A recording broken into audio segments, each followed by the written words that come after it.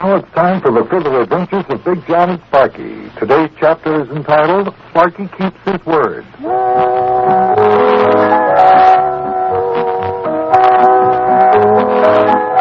Sparkie had been threatening to run away from home, all because he was jealous of Miss Rosalie McClanahan. This young lady from the radio station where I work had been coming out to the house to help with the cooking and with a bit of straightening up, during the time that I was confined to my bed because of a broken ankle. Sparkie had said that he was going to run away, but none of us took him seriously. In today's chapter, you'll find out what he did about the whole thing. Mayor Plumfront's visiting me now. Listen. Well, Buster, I believe this is going to be a wonderful day for you. I should say it is, Mayor. Today, Dr. Cronkite will come over and let me spend most of my time out of bed now. So that's something to look forward to. Oh, boy, that's good. Then that means that we won't have to have that Miss McClanahan coming over here every day to fix our meals. No, it doesn't mean that either, Sparkie, and I do wish you'd stop referring to her as that Miss McClanahan. Oh, you mean you're going to keep right on coming over here every day? Yes, she is. And I'm not going to be able to get around like I did before I broke my ankle. Still have this cast on my leg. It's just that now Dr. Cronkite thinks that I'll be able to stay out of bed. Oh. Well, if Miss McClanahan's going to continue coming over here, and if you still want her to keep on coming over, I guess I just might as well go through with my plans and go someplace else to live. Now, Sparkie, why don't you get those ideas out of your head? There's no reason for you to leave, Oh, yes, there is. No. And Miss McClanahan's it. I just don't like that silly love stuff, and you say you're in love with her. Oh, now, Sparkie, for goodness sakes, don't talk I'm like going to my that. room and pack my things. I'll just say goodbye now, Big Jon, because I may not see you before I leave. No. Oh, Sparkie. Goodbye. Okay. Goodbye, Sparkie. You act like you don't think he's going to leave home. Why, of course not. Sparkie's just being dramatic. He's trying to get attention because he thinks I like Miss McClanahan better than I like him. And you don't think that Sparkie will go away and live somewhere else? Of course not, Mayor. If I did, you don't think that I'd sit by and let him do it, do you? No, I guess not. Oh, there's the doorbell. Probably Yuki, Big Jon, but I'll go answer it.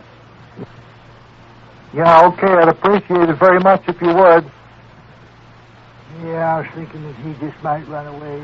No, he wouldn't do a thing like that, you know it.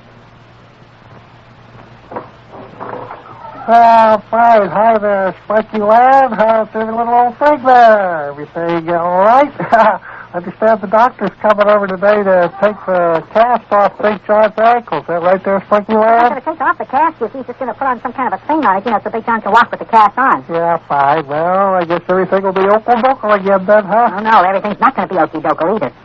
That Miss McClanahan's going to keep on coming over here every day to fix our meals.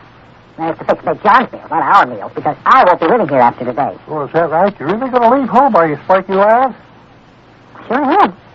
I'm not going to keep on living here if Big Jon's going to let Miss McClanahan keep on coming. Where are you going to go to live? I'm not going to tell anyone. What? I don't want Big Jon to know where I am. Well, But, I'm going to tell you. I'm going to tell you. You'll find out. But it'll be after I get there. yeah, because I'm your very best friend, I guess, after Rabbit Ears McKeester, Charlie Clabberdig, and all those guys like that there. Well, anyway, when are you going to leave? Sometime today. I guess you came over to see Big Jon, huh? Let's go upstairs. He's still in bed. Yeah, fine. I brought Big Jon a package he asked me to pick up at Clyde Pill Roller's drugstore, some kind of a book or something like that. There you are. That just goes to show you Big Jon doesn't like me anymore. Well, why do you say that, Sparkie lad? Well, he always asked me to run his errands for him, and now he's asked you to go to Clyde Pill Roller's drugstore for him. Oh, now, Sparkie lad, I wouldn't say Big Jon doesn't like you anymore just because he asked me to run a little old errand for him. Well, I would. Well, as a matter of fact, Sparkie lad, when Big Jon asked me to pick up this here package for him up to Clyde Pill Roller's drugstore, he said he didn't want to ask you because you'd been working so hard for him ever since he broke his ankle. He didn't want to impose on you anymore. Yeah.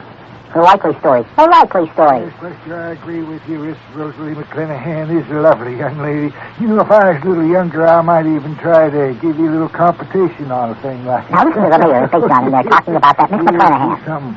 Isn't that disgusting? Well, Disgusting, Mayor, that's what it I is. tell you, if I have my way, someday Miss McClanahan will be hanging her toothbrush next to mine. As the saying goes. Howdy, Big John. Hi, Mayor. Well, hello, Uke. Come on in. Pull up a chair. Howdy, you. Big John Muir's just starting a game of checkers here. If you want to play the winner. Didn't sound like it when we came walking in. What do you mean it didn't sound like it? You were talking about that, Miss McClanahan. That's all you ever talk about lately. You were talking about her hanging up her toothbrush next to yours. Well, what's wrong with that? Well, it's obvious you don't want me around here anymore. Where will I hang my toothbrush? Well, Sparky, there's room for more than two toothbrushes in the bathroom. No, there isn't. Now, I'm going out to the bathroom right now. I'm going to get my toothbrush and I'm going to pack it in with the rest of my things. You know, Buster, for some reason or t'other, I think the lad is serious about leaving here and going somewhere else to live. Oh, now, Mayor, I know Sparky well enough to know that he won't do it. I don't know, Buster. The little lad acts mighty determined there. Yeah, that's right. I think you got another thing coming, Big John. Well, I don't. Hey, Uke, did you get that package I asked you to pick up at Clyde Pill Roller's drugstore? Oh, yeah, here it is. Oh, thanks a lot. Thanks for picking it up. That's all right. That's all right. Appreciate it. It's okay, Big John. Had to go right past the place there on my way here anyway. What you got there, Bucky? A book? Yeah, it's a new book of romantic poems by that famous poem, Chelsea Lacebridges.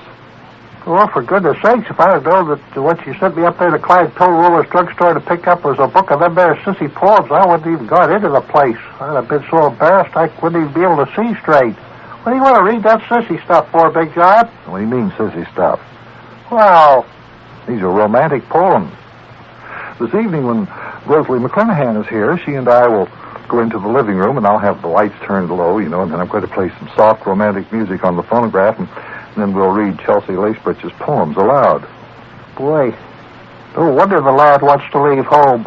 Oh, hush up, Yukie, you dumb snoot. Read one of them there romantic poems, Buster. I appreciate the finer things in life. Well, here's one titled, The Glorious Feeling of Living Again. Yeah, it looks very good. Well, go ahead, read it out loud. All right. Because, spring, spring, once again it's spring. The forsythia is in bloom, the peacock tails are a plume. And as I sit in my anteroom, I see that spring is awakening. Oh, that's beautiful. Just beautiful, Buster. Yeah, it is, isn't it? Sounds like a lot of senseless dribble to me. Hey, listen to this next stanza, Mayor. Spring, spring, once again it's spring. Iris and buttercups with smiles on their faces are in bloom in all the romantic places. With your face before me, my heart races, because in your eyes I see once again it's spring. Oh, that's beautiful. Just beautiful. You call that junk poetry? I got a book of poetry for He-Man written by that famous He-Man poet J. Hesworthy Crunchknuckles on the back seat of a taxi cab. You wait a minute, I'll go down and get it. No, listen, there's no need to go after it, Yukie. Call Sparky. He'll be glad to get down and get it for you. Where is he? Well, he went in the bathroom, didn't he? Sparky! Hey, Spark, will you get downstairs to Yukie's taxi cab and get something for us? Sparky? Sparky, do you hear me? That's funny, he doesn't answer. Well, he said he was going to his room. Maybe he got his door closed and doesn't hear you. I'll go get him. You just wait here, and I'll bring up the poems of old J. Hesworthy Crunchknuckles. Wait till you read what he writes in his book of poetry for He-Man. It's really something. That there Yukie just don't appreciate the better things of life, Buster. You can tell. Yeah, I can tell. He's a dumb snoot. Well, I guess he just isn't in a romantic mood. Read another stanza of that there poem he's reading about spring there. All right. Let's see. Spring, spring, once again it's spring. The perfume-scented breezes that kiss your lips are the same scented breezes from which honey drips. And the honey that drips from the scented lips... Hey, Big John, there! Hey, the lad is gone. Sparky's left. He's gone away. Sparky's gone away, never to return again. What do you mean? How do you know? What do you mean he's gone away? Well, take a look, Big John. take a look at this here note that the lad left on his pillow. A note? Are you kidding? Let me see it. Oh. What's the lad saying in his note, Buster? Listen to this. Dear Big John, goodbye forever. I have left home. I shall never return again. Do not try to find me. I am going far, far away to live with someone who really loves me and who does not believe in all this silly love stuff. I hope you and Miss McC will be very happy. Farewell, Sparkie. So, the lad upped and did it. Yeah. Come on, Mayor. Yuki, help me get up out of this bed. Come on, we've got to get out of here and find Sparkie. Oh, if we don't, I don't know what I'll do. Oh, this is a mess. How did this ever come to happen? Oh, boy, oh, boy, oh, boy, oh, boy.